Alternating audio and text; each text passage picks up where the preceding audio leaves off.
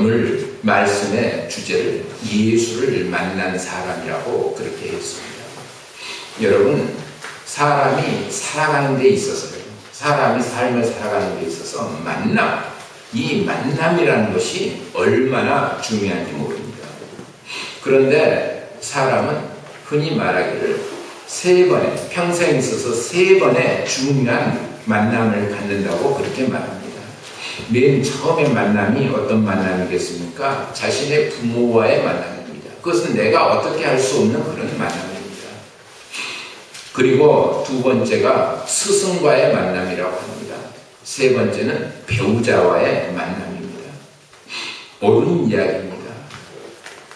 그리고 좋은 부모, 좋은 스승, 그리고 또 좋은 배우자를 만난다는 것, 그거 큰 축복이 아닐 수가 없습니다. 좋은 친구도 마찬가지겠죠. 좋은 믿음의 동료들도 마찬가지입니다. 그렇다면 이 설교 말씀을 준비하면서 나에게 있어서는, 최고에게 있어서는 가장 축복된 만남이 무엇이었는가, 그것을 생각을 해보았습니다. 생각해보니 눈물이 납니다. 모든 만남이 다 좋은 만남이었기 때문에 그렇습니다. 좋은 부모님 만났죠. 좋은 형제들 만났죠. 훌륭한 스승님들 만났죠.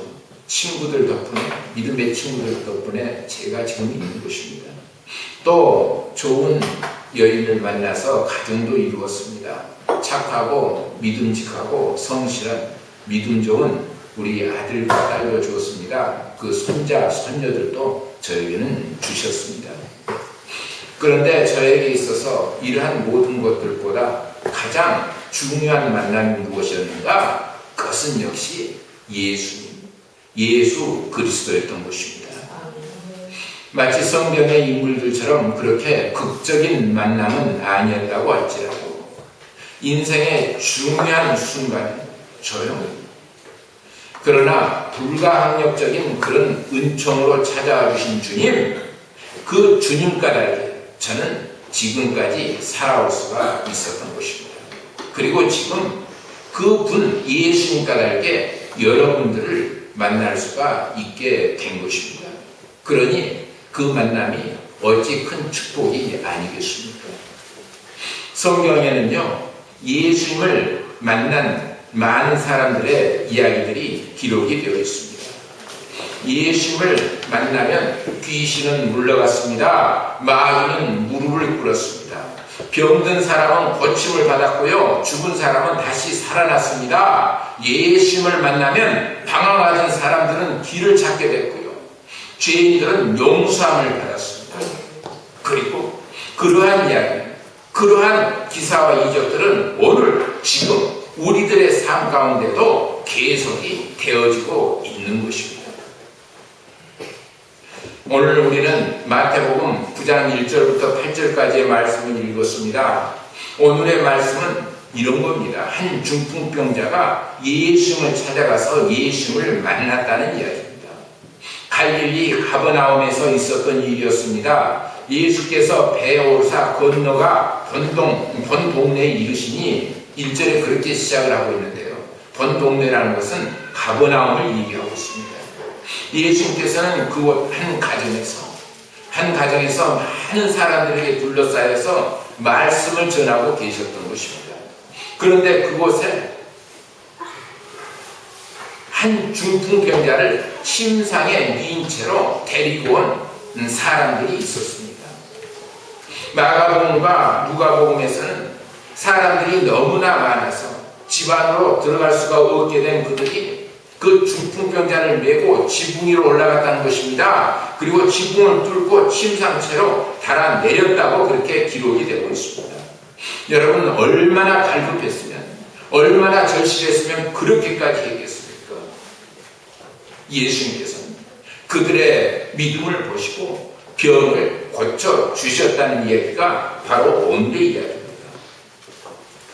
여러분, 말씀드렸듯이 오늘 이야기의 주인공은 중풍병자입니다. 푹 맞아서 쓰러진 사람이라는 얘기예요. 중풍병자는요, 자기 혼자의 힘만으로는 움직일 수가 없는 그런 사람입니다. 여러분 2절 말씀 보십시오. 침상에 누운 중풍병자를 사람들이 데리고 오거늘 예수께서 그들의 믿음을 보시고 중풍병자에게 이르시되 작은 자야 안심하라 네 죄 사함을 받았느니라. 이렇게 말씀하고 있습니다. 성경은 중풍병자, 침상에 누운 중풍병자라고 그렇게 표현을 하고 있습니다. 여러분 중풍병이 무엇입니까? 내 신체 전부 혹은 일부분이 마비가 되어서 거동이 불편한 그런 병을 말하는 것이 아니겠습니까? 오늘 이야기의 주인공은요, 침상에 누워 있었습니다. 그것으로 미뤄볼 때 매우 심한 중풍병자였던 것입니다. 틀림이 없습니다. 여러분, 우리의 몸은요, 신체 각 부분이 각기 제 기능을 다 할 때 그때 그 가치가 있는 것입니다. 눈은 눈대로, 귀는 귀대로, 입은 입대로, 또 손과 발 각기 자기의 일이 다 있습니다. 그런데 중풍이라는 것은 이러한 기능이 마비가 된 상태입니다. 그렇기 때문에 자기 스스로 움직이지를 못합니다. 그러니까 신체적인 장애를 의미하는 것입니다.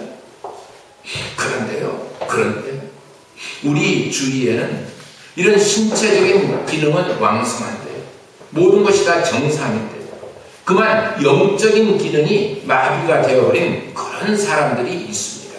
그것이 문제이고 그것이 안타깝다는 것입니다. 그래서 그들은 예수를 모른다고 합니다. 알려고 하지도 아니합니다. 찬송을 부르지도 아니하고요. 기도도 하지를 아니합니다. 주님의 일에는 전혀 무관심합니다. 하나님의 나라 일은 모른다는 것입니다. 여러분, 그러한 사람들은요, 영적인 기능이 마비된 사람입니다. 영적인 기능이 정지가 되어버린 사람이라는 말씀입니다. 암이 지금은 흔한 병이 됐는데요. 암의 경우에는 그렇답니다. 자기 스스로 통증을 느끼고 아프다, 심하게 아프다 자각하는 단계라고 하죠. 그런 단계에 이르면 이미 치료가 늦었다고 합니다. 그래서 미리 진단을 하고 예방을 하는 것이 중요하다는 것입니다. 갑자기 통증이 오는 그런 병도 있죠. 우리 피아노 2부 예배 때 피아노 하시는 이다정 선생님이 오늘 새벽에 갑자기 통증이 와가지고 불렀다는 거예요. 그리고 병원에 입원을 했는데 담석증이랍니다. 갑자기 통증이 찾아오는 것이죠. 그래서 내일 11시에 수술을 해야 된다고 하는데 여러분 다 함께 기도해 주십시오. 요새는 흔한 수술이기 때문에 잘 될 겁니다만 그러나 주님의 손길이 또 닿아야만 됩니다. 그래야 의사가 수술을 잘 할 수가 있습니다. 기도해 주시기를 바랍니다. 여러분 그런데요, 그러한 육체 질병은 영적인 건강에 있어서 마찬가지입니다. 이미 자기가 내가 영적으로 다운이 됐다, 잘못됐다 느꼈을 때는 치료하지 못하는 단계에 이르를 수가 있다는 말씀입니다. 그런데 그렇기 때문에 우리는 자신의 영적 상태를 스스로 진단을 해야만 합니다. 우리가 자신의 영적인 건강, 그것을 스스로 진단하는 방법 두 가지가 있을 수가 있습니다. 그것이 무엇인가? 그 하나는요, 날마다 이 성경, 기록된 말씀인 성경을 읽으면서 자기 스스로를 진단하며 깨달아 아는 것입니다. 물론 반드시 그렇습니다. 날마다 성경을 읽어야만 합니다. 그리고 그 성경을 읽되 그 뜻을 깨달아 알아야만 하는 것입니다. 묵상 가운데 알게 되게 되어 있습니다. 또 다른 하나는요, 선포되어지는 말씀을 설교라고 하는데요. 그러니까 설교를 통해서 깨달아 아는 것입니다.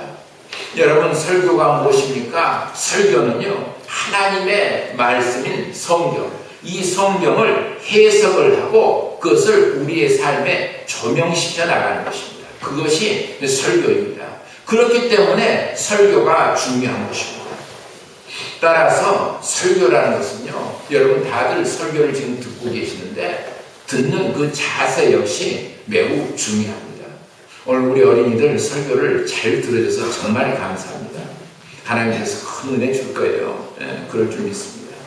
자, 그런 설교를 듣는 데 있어서 설교를 듣는 데 있어서 내가 미리 마음의 벽을 쌓아버린다든지, 그리고 비판적인 그런 자세로 듣는다면 그 설교는 나 자신과는 아무런 상관이 없게 되는 것입니다.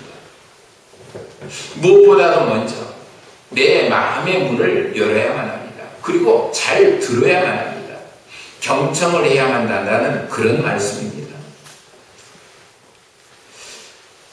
우리 교회 인터넷 카페를 개설을 해서 벌써 5년 됐습니까? 6년 됐습니까? 많은 글들이 올라와 있습니다. 그리고 감사한 것은 날마다 한 200여 명의 사람들, 그냥 클릭하는 숫자일 거니까 사람은 그렇게 못 되겠죠. 아무튼 많은 사람들이 그것을 읽고 지나갑니다. 들어와서 읽고 나갑니다. 만약에 아무도 그것을 읽어주지를 않는다면 그 글은 공중으로 날아가 버린 풍선과 같을 것입니다. 아무런 의미가 없는 일입니다. 여러분, 이 설교도 마찬가지입니다. 설교도 마찬가지입니다. 설교를 통해서 나 자신의 건강 상태를 내 스스로 진단을 하고 치료를 받게 되는 것입니다. 그런데 그렇게 되려면 무엇보다도 이 주의 재단에서 선포가 되어지는 그 말씀을 하나님의 말씀으로 알고, 하나님의 말씀으로 알고 열중을 해서 들어야만 하는 것입니다. 그리고 그 말씀을 내 신비에 새겨야만 합니다. 그래야만 나의 영적인 건강 상태가 확인이 되고 처방이 되고 또 치료가 되는 것입니다. 또 있습니다. 좋은 인도자입니다. 좋은 인도자를 만나야만 합니다. 오늘 본문 말씀을 보면 이 중풍병자를 예수님께로 데리고 온 사람들이 있었습니다. 친구들이었는데 오늘 본문 2절 말씀 아까 읽었지만 그것을 보면 이렇게 이야기를 시작합니다. 침상에 누운 중풍병자를 사람들이 데리고 오거늘. 그러니까 그를 데리고 온 고마운 친구들이 있었다는 것입니다. 그렇기 때문에 이 중풍병자는 예수님을 만날 수가 있었던 것입니다. 여러분, 우리들도 모두 다 그렇습니다. 누군가의 인도로 우리가 예수를 믿게 되었던 것입니다. 그렇지 않습니까? 누군가의 인도가 있었습니다. 물론 그것이 신학적으로는 성령님의 인도입니다. 그렇지만 그분이 현실적으로 우리의 부모님일 수도 있고요, 내 형제일 수도 있고요, 내 스승일 수도 있고, 내 배우자일 수도 있고, 내 친구일 수도 있었을 것입니다. 주님께서는 그분을 도구로 해서, 성령께서는 그분을 도구로 해서 우리를 구원의 반열에 서게 해 주신 것입니다. 여러분, 마찬가지입니다. 나를 주님께로 인도를 해준 사람이 그렇게 있는 것처럼 우리도, 나도 누군가를 주님께로 인도해야만 하는 것입니다. 그 사람이 내 남편일 수도 있습니다. 내 아내일 수도 있습니다. 또는 내 자녀일 수도 있고 내 부모님일 수도 있습니다. 내가 사랑하는 그 사람을 위해서 내가 그 구원의 도구로 쓰임을 받아야만 하는 것입니다. 우리 모두 그것을 위해서 기도를 해야만 하는 것입니다. 지난 11월 17일 불과 일주일여 전이었는데요. 열흘 전이네요. 벌써 대학 입학 수학 능력 시험을 치르는 날이었습니다. 수능 시험입니다. 저는 목사가 되기 전에 성기동 교회에서 고등부 반사를 참 오랫동안 했습니다. 그래서 고등학생 청년들을 많이 겪어보았습니다. 한 번은 학교에서 문제 학생인 고등학교 1학년 학생 하나가 친구의 전도를 받고 교회에 나왔습니다. 한눈에 딱 보니까 문제 아이예요. 그렇잖아요. 흔히 말하는 문제야. 벌써 여러 해 전이니까 보면 알잖아요. 다르게 생긴 아이, 뭔가 그런 아이였어요. 그런데 그럼에도 불구하고 그 친구는 성격이 참 단순했습니다. 의외로 교회 생활을 잘 적응해 나가더라는 거예요. 그리고 그해 겨울이 되었습니다. 겨울철이면 학생들이 모여서 수련을 했었는데요. 이해가 그만 그때 그만이 아니라 그 겨울 수련회에 은혜를 받은 거예요. 예수를 만난 거예요. 그리고 이 아이 결심을 합니다. 앞으로 내가 어떤 일이 있더라도 주일 성수를 꼭 하겠습니다. 예수 잘 믿겠습니다. 결단을 하게 된 거예요. 그런데 문제는 무엇이었는가? 환경이었습니다. 그의 가정은 불신 가정이었거든요. 어머니 아버지가 너 같은 놈이 무슨 교회를 다니느냐? 때려치워라, 집에나 있어라. 왜냐하면 믿지를 못하는 거예요. 또 학교 가면 친구들이었습니다. 지금까지 늘 같이 놀고 못된 짓 하고 돌아다니는데 그것을 끊으니까 친구들이 또 따돌림 당하게 하고 따돌림을 시키고 그리고 미워하는 거예요. 그리고 선생님들마저도 너는 공부 못하는 놈 찍혀있기 때문에 항상 업신여기는 것이었습니다. 그 학생 고민에 빠졌죠. 심한 갈등을 겪었죠. 사춘기 때 그럴 거 아니겠습니까? 그렇지만 교회에서 선생님과 상담을 하고 전도사님과 함께 기도를 하면서 그것을 이겨내는 것입니다. 집에 가면 가시방석입니다. 학교에 가면 외롭습니다. 그럴수록 이 학생 이를 악물었습니다. 오직 주님만 바라보면서 기도했던 것입니다. 그리고 그렇게 2년이 흘렀습니다. 그 학생도 수능 시험이라는 것을 치르게 된 거예요. 그런데 놀랍게도 좋은 점수를 얻었습니다. 꽤 좋은 점수를 얻었습니다. 어머니는 그때서야 깨달았습니다. 그래서 어머니도 교회에 등록을 했습니다.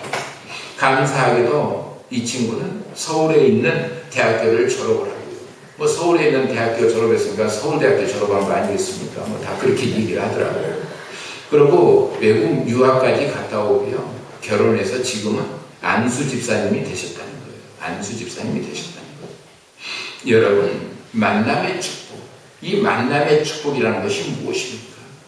또 무엇이 진실한 만남입니까? 만남의 축복, 진실한 만남. 그것은 바로 상대방에게 선한 영향력을 끼치는 것이 아니겠습니까? 선한 영향력. 또 선한 영향력을 내가 받는 것이 아니겠습니까? 내가 끼치기만 하는 것이 아니라 받기도 할 줄 알아야죠. 그래서 그 사람을 주님께로 인도하는 것이 아니겠습니까? 또 내가 그 때문에 예수를 만나는 것이 아니겠습니까? 오늘의 본문 말씀 중에서 가장 기쁘고도 감사한 것은 고마운 것은 그들이 그 중풍병자뿐만 아니라 그 침상을 함께 들고 온 친구들 4명일 것입니다. 그들도 예수님을 만났다는 것입니다. 그랬을 때에 예수께서는 이렇게 말씀하십니다. 2절 말미에 보면은요. 작은 자야 안심하라 내 죄사함을 받았느니라. 우리 주님 선포해 주십니다.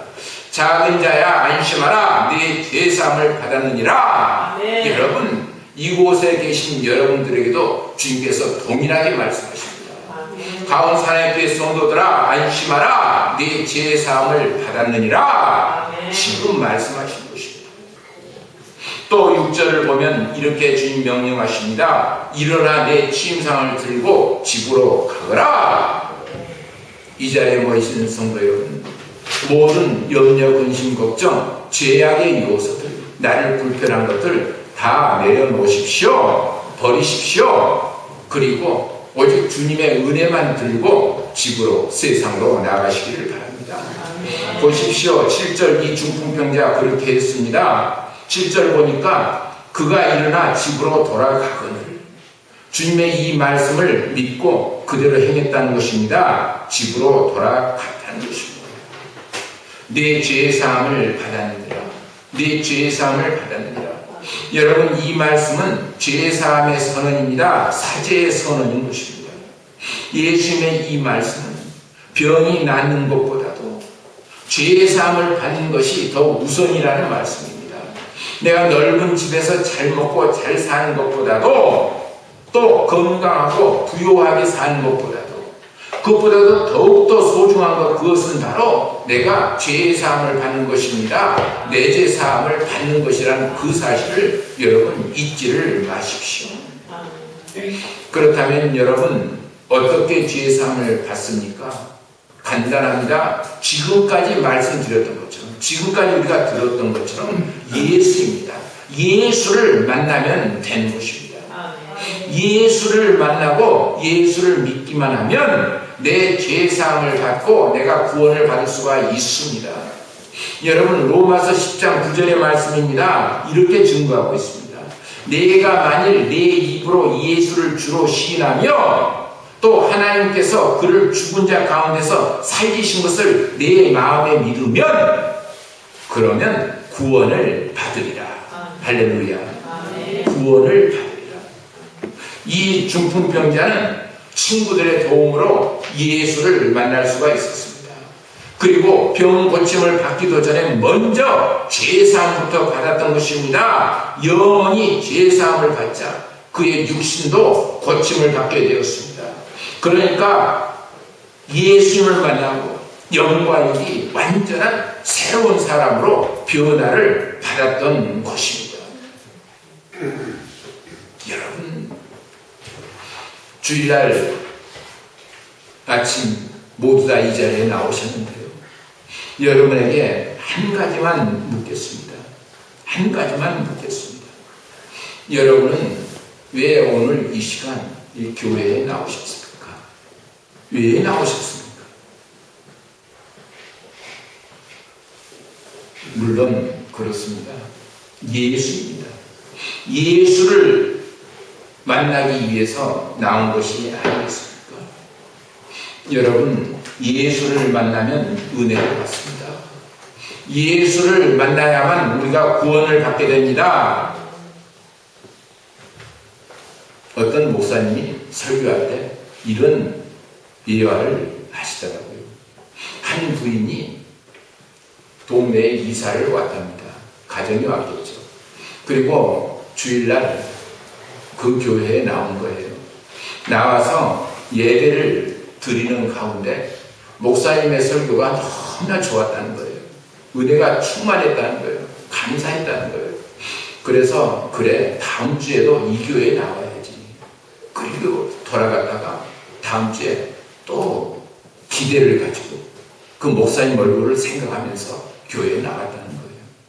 예배를 드렸는데 이번에는 목사님 설교가 별로예요. 은혜가 안 되는 거예요. 그래서 예배가 끝나면 저도 그렇게 합니다만 뒤에 서서 가시는 성도님들하고 인사 나누고 악수하고 그러지 않습니까?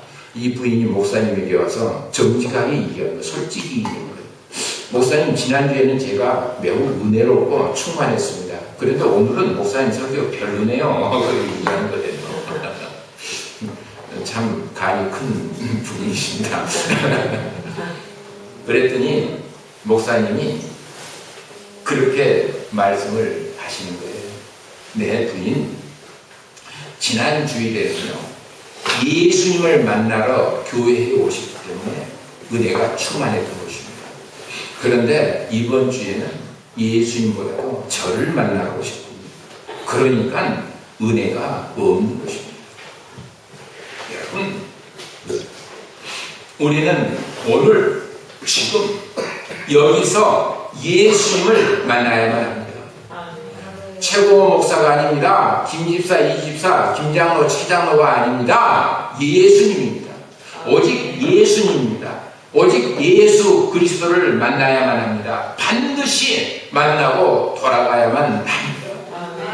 내 죄를 사하시는 예수님, 나를 죄에서 구원해 주시는 예수님, 이 세상 그 무엇보다도 바꿀 수가 없는 예수 그리스도, 그 주님 예수님을 만나면 내가 못 고칠 질병이 없습니다. 보십시오. 중풍병자를 일으키시고 죽은 나사로를 살리신 예수님, 그분을 만나야만 합니다. 이런 건물이 아닙니다. 예배당이 아닙니다. 어떤 사람이 아닙니다. 교회에서 행한 프로그램이 아닙니다. 어떤 교회, 꽤 큰 교회 목사님 그런 고백을 해요. 목사님, 안타깝습니다. 뭐가 안타깝습니까?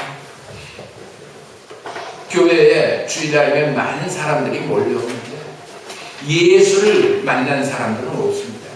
예수를 만나겠다고 절실하게 그렇게 기도하는 사람은 참 드뭅니다. 여러분, 수만 명, 수십만 명이 모이면 뭐합니까? 예수를 못 만나면 그만이 아니겠습니까? 여러분, 예수입니다. 오직 예수. 예수 그리스도를 만나는 것입니다. 오늘은 대림절 첫째 주일입니다. 대림절이란 아까 말씀드렸듯이 예수님께서 이 땅에 오시기를 기다리는 그런 절기를 의미합니다. 그리고 이제 4주 후면 성탄절, 크리스마스 날입니다. 이 대림절에 여러분 예수님을 꼭 만나십시오. 예수님을 만나서 그분 손을 잡고 그분과 함께 세상으로, 삶의 현장으로 힘차게 나아가십시오. 그래서 주님께서 주시는 그 은총을 마음껏 힘있게 드립니다. 그런 우리 가운 사람에게 존귀한 성도님들 여러분 한 분 한 분 되시기를 예수님의 이름으로 간절히 축원을 드립니다.